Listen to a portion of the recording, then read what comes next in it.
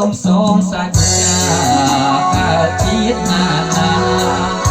សូមជួបមេត្តាបិតាទាំងក្តីដូចទៅពុកខ្ញុំនឹងមានម្ដាយថ្លៃស្មោះស្ម័គ្រអ្នកក្តីលើកូនប្រុសស្រីគ្រប់អង្គពីឥឡូវឃ្លាតពុកនៅសល់តែម្ដាយចូលយើងទាំងឡាយត្រូវគិតខ្វល់ខ្វាយគ្រប់អាត្មា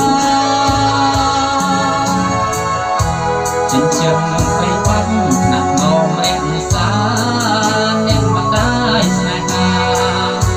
កុំឲ្យញាតថាជាកូនគ្មានន័យពីថ្ងៃនេះទៅយើងត្រូវរក្សាចិញ្ចឹមមេត្តាអ្នកមានគុណថ្លៃកុំឲ្យហួសពេលក្រែកភ្លៀងអើជ័យកើតនឹកគិតស្ដាយហួសពេលអស់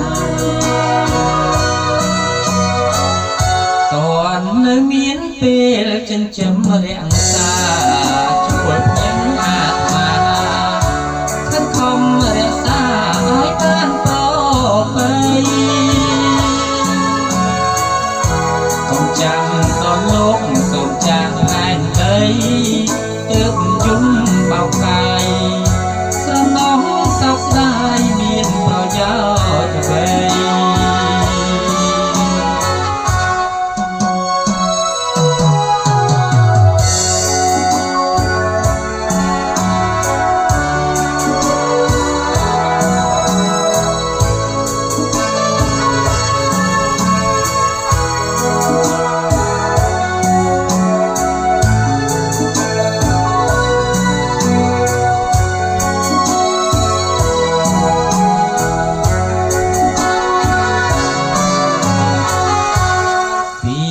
ថ្ងៃ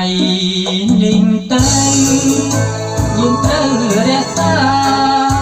ចិញ្ចឹមមេត្តាអ្នកមានគុណថ្លៃកុំឲ្យហួសពេលក្រែកភ្លៀងអើជ័យទើបនឹកគិតស្ដាយថាហួសពេលអស់តន់នៅមានពេលចិញ្ចឹមរក្សា